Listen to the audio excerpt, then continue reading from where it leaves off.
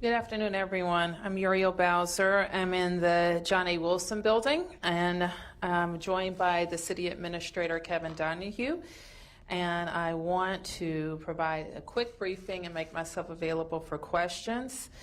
I am happy to be home. First of all, I returned last night from Amsterdam, where I participated in the City Lab Summit with mayors from around the world, talking about pressing issues for mayors, including how we bring back our downtowns. I want to turn now to provide you a couple of updates. First of all, I'm saddened to say that I have accepted the resignation of Deputy Mayor Chris Geldhart, but I am proud of the work that we have done together over the last 8 years, and I am immensely grateful to Chris for his service to the city. Chris has been a very capable and effective public servant, and I've gotten to know him over the years in several roles. He has served as the district's Director of Homeland Security, the Director of Department of Public Works, and most recently the Deputy Mayor for Public Safety.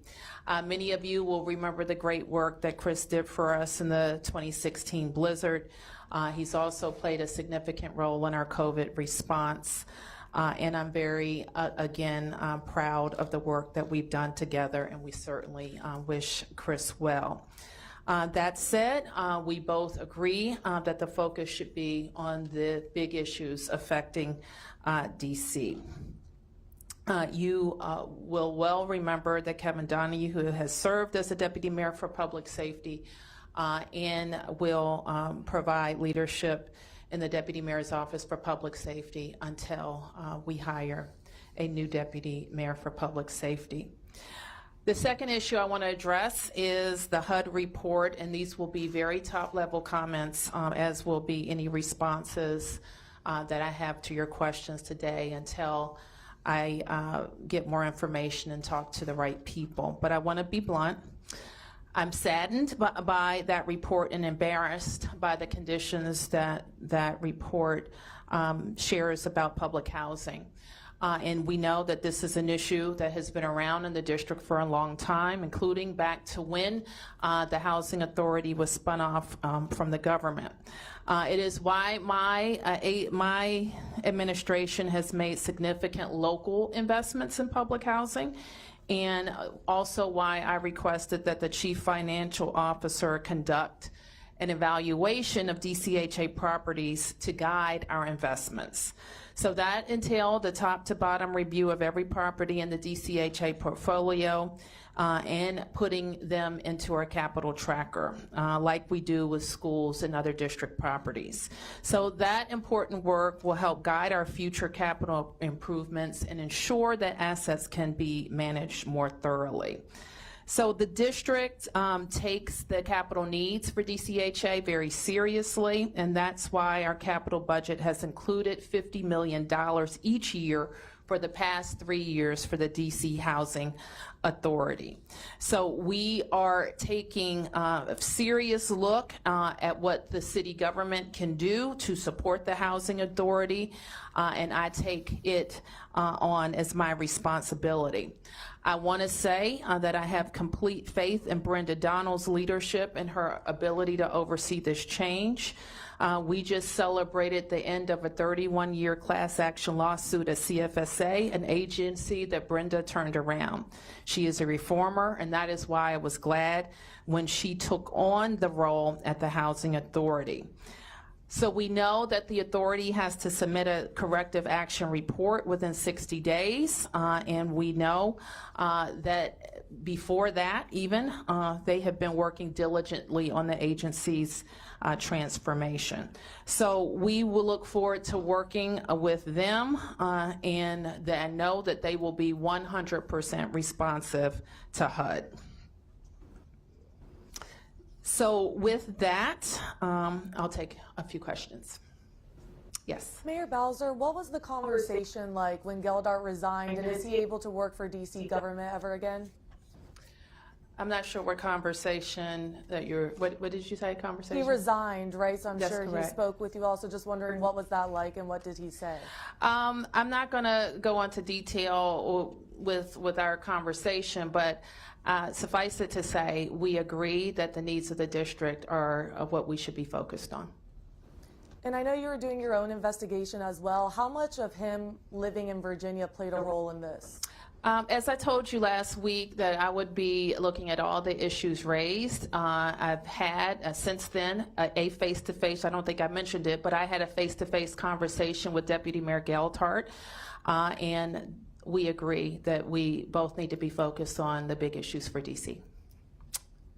Any other questions? Yes, Michael. Mayor Bowser, can you elaborate on that point? There are a lot of questions raised and concerns raised, especially about the residency component in recent days. Is this something you're checking with your other cabinet members to see if they're complying with the law? Can you talk more about that? Sure. So when people are onboarded into DC government in certain roles, cabinet positions among them, they are required to make residency, I think it's in 180 days. And they supply all the needed documentation to establish that residency. So our expectation is throughout your tenure that you live up to that. Right. What did you find in his case? Was he complying with the law? Well, this is what, as I mentioned, and we already know that his family lived in another place, and he claims to have established residency in the district. And I think that the issues surrounding and all of the questions being raised are distracting from his job and my job, and I have accepted his resignation. Any other questions? Yes. Did he offer his resignation, or was this mutually? It's mutual.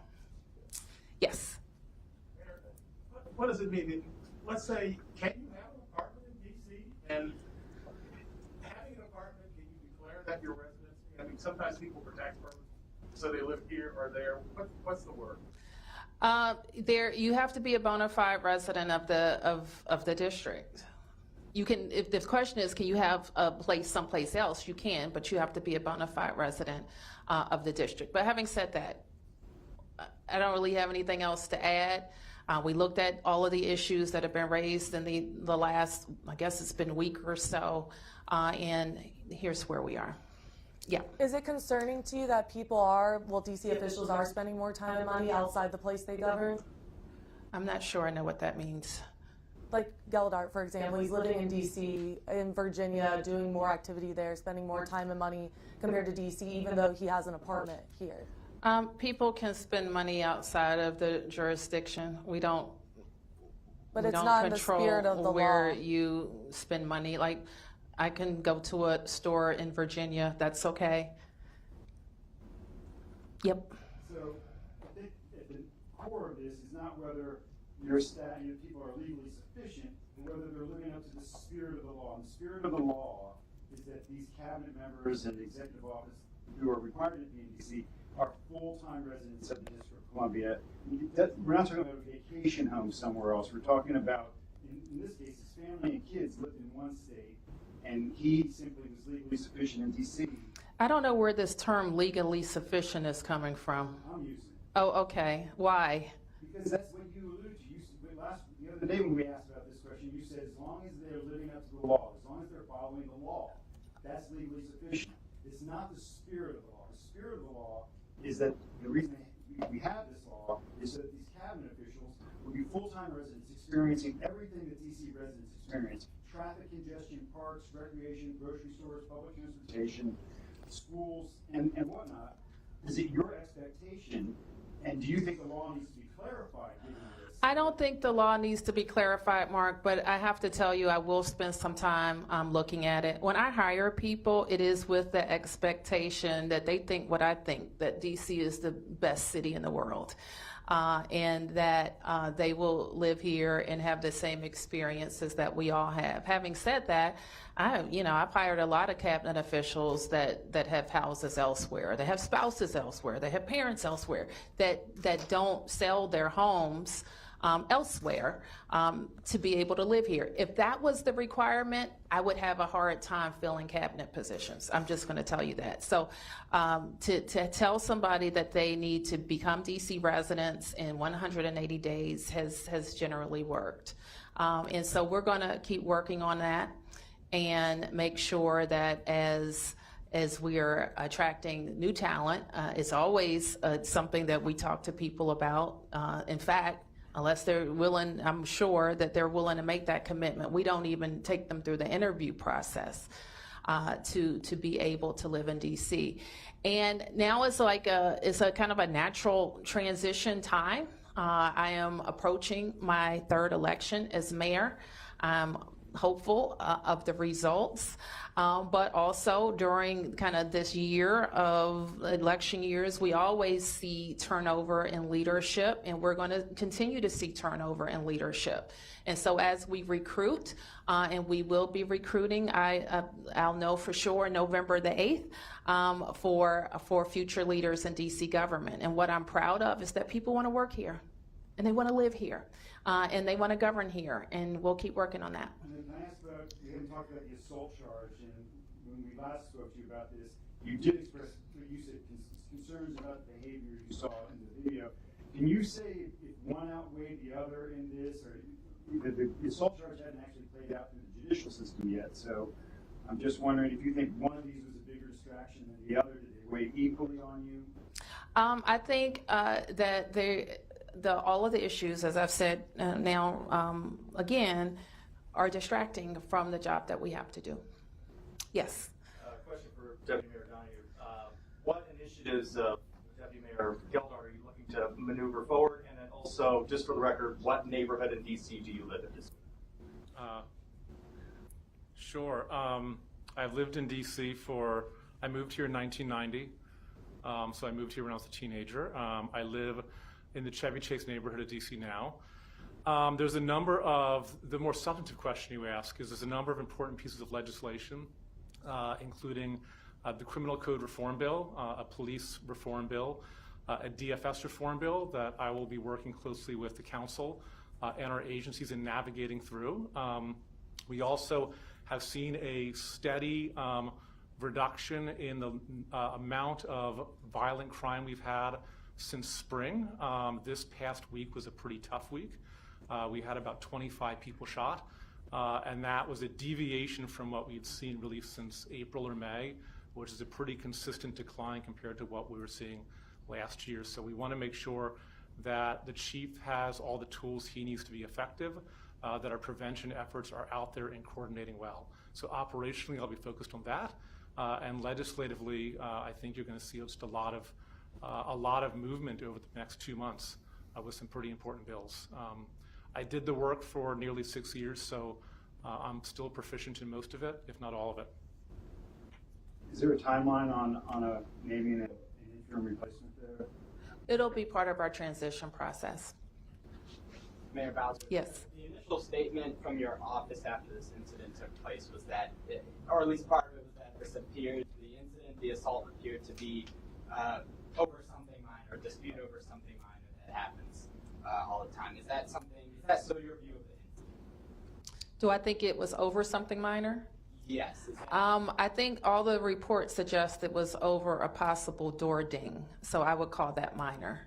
Do I think the effects of that were minor? No. I think that was serious. The response was serious, but I think what it was about was it was about nothing. When you made that statement, had you seen video at the time? I don't think so. Yes. I've got a couple of questions about WDCA, if I can get them in. Sure. I'll do my best to answer, but I'm happy to schedule something afterward. Okay, appreciate that.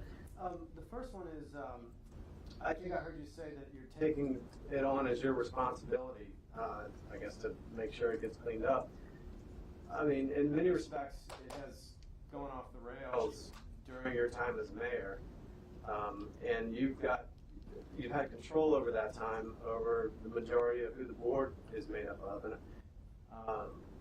don't want to talk about going off the rails. When I say take responsibility, I mean, like, there are a lot of agencies that are under the mayor's control, mayoral agencies.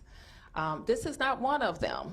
It is, in fact, the present makeup of DCHA was a reform. Spin it out of the government, give it an independent board, and have it work with the federal government to a lot of the degree. And so, no, I'm not satisfied with what was found in that report. We are, in its present form, going to support the board as best that we can, but also look at ways when people want the mayor to be in control of something and be accountable, then there are ways that we can do that. I mean, I think there's criticism among board members, some of them, that the Which board members? When you say that, please identify who you mean.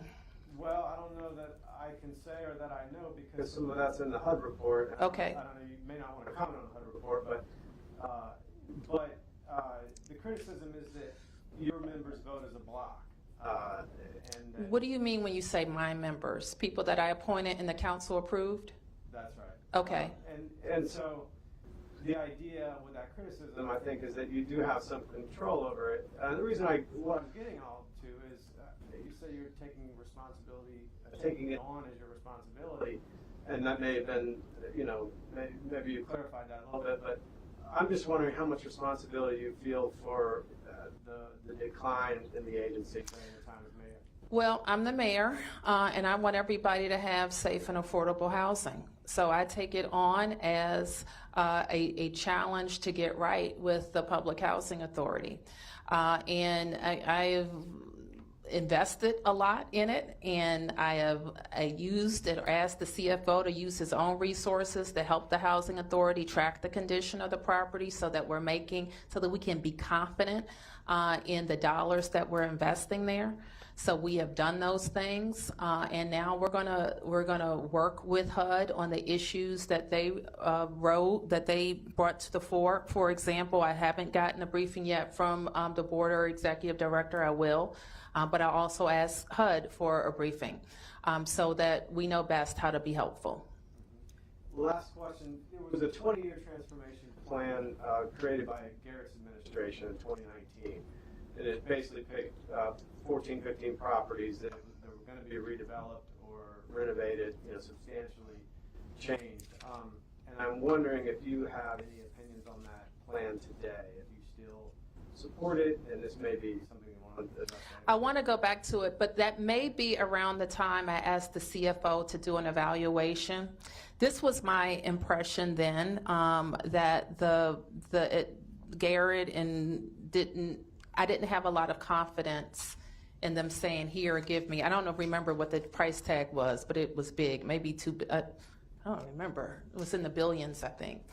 And so we needed the CFO to give us some clarity over how to make those investments. And I had a similar experience with Metro. Metro had this big problem. We had this big state of good repair problem. Nobody trusted what they were telling us. And so our CFO at the time, Jeff DeWitt, did an evaluation to demonstrate not only to the district, but to the other payers, if you give them this much money over this amount of time, they can actually spend it, they can use it efficiently, and we will get to a state of good repair. And so that's the process we started with the CFO and the Housing Authority on their units. When did you start that? I have to give you that date, but my memory serves me right. It's probably around the time that the Housing Authority was drafting their capital plan. Which would have been roughly when? I don't know the date off the top, so let me get back to you on that. Mayor, can I ask a bit more about the board? I mean, are you confident in this board as it currently is? I mean, for example, John Falchicchio wouldn't even sit down with HUD apparently. He has multiple jobs.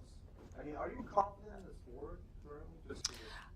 I have some questions about the board. For example, it has some unaccountable board members. The members that you all call mayoral members are appointed by the mayor and confirmed by the council. Then there are some other board members that have been there longer than anybody that are appointed by advocacy groups and are accountable to no one. So I do have some concerns about that, and I've had some concerns about it. Now, the council did revisit the board at DCHA, I think a year ago, and they added, and I think they added, or they may have added and taken away board members, but they did address board membership, I think, as recently as last year. Are you confident in Dion Reeder's management chair of the board? Yes. She's been there a year, okay? And so let me, I think the study period for this report is October 2019, so longer than a year.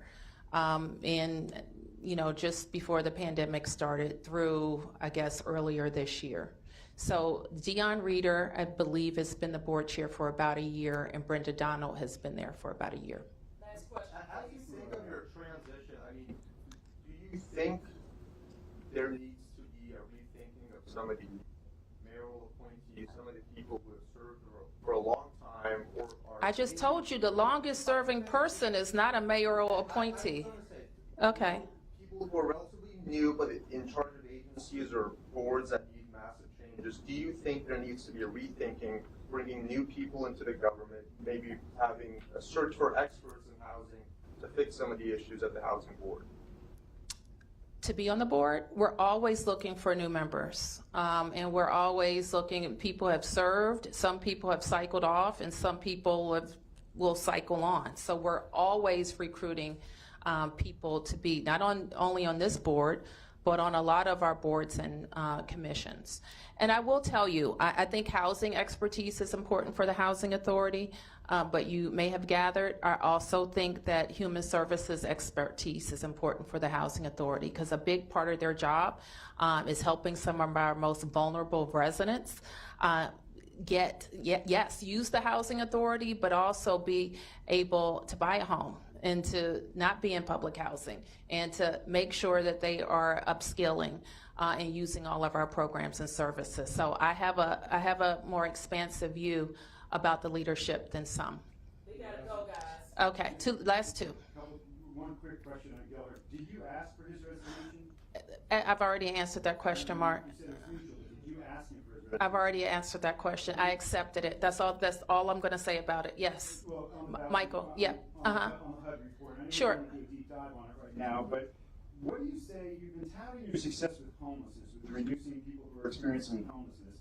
A lot of that has been done through the vouchers. If you read this report, it says that it looks like every single voucher has been going to somebody experiencing homelessness, rather than the thousands of people who have been waiting years on waiting lists for these same vouchers, and that you have been overpaying and may have to repay that money back to the federal government out of local funds. So what does that say about how you've been dealing with the homeless crisis if it has been at the expense of another population? We have to do both. Well, it doesn't seem you're doing both. No, we are doing both. We're building. Somebody moved off of that waiting list. I can't go into details about that, Mark, because I just simply don't know enough at this point. But we have to do both. We have to deal with homelessness, and we have to deal with affordability, absolutely, so that more people can have access to affordable housing. Yes. I'm the deputy mayor. I know you said you're proud of your work together, but if I could ask more directly, were you happy with his efforts specifically in fighting crime in his latest role as deputy mayor for public safety? I think Chris has been very earnest in his work on public safety. Yes, I think he's been earnest, and we've all been working hard, from the chief of police to violence prevention to setting up building blocks, and to all of the other public safety agencies. We've all been working very hard. Is earnest the same as happy or satisfactory? I mean, I've answered your question, Michael. I think that he's worked very hard, as we all have, in driving down crime. And we don't like to say it out loud. We're seeing fruits of that labor across all of our public safety work. But just like this weekend showed us, a bad weekend can change all of that. So we never let up, and I'm never satisfied when we have too many guns, too many people getting shot, and too many lives being upended. So, you know, we're all challenged to keep working harder. That's it, everybody. Thank you.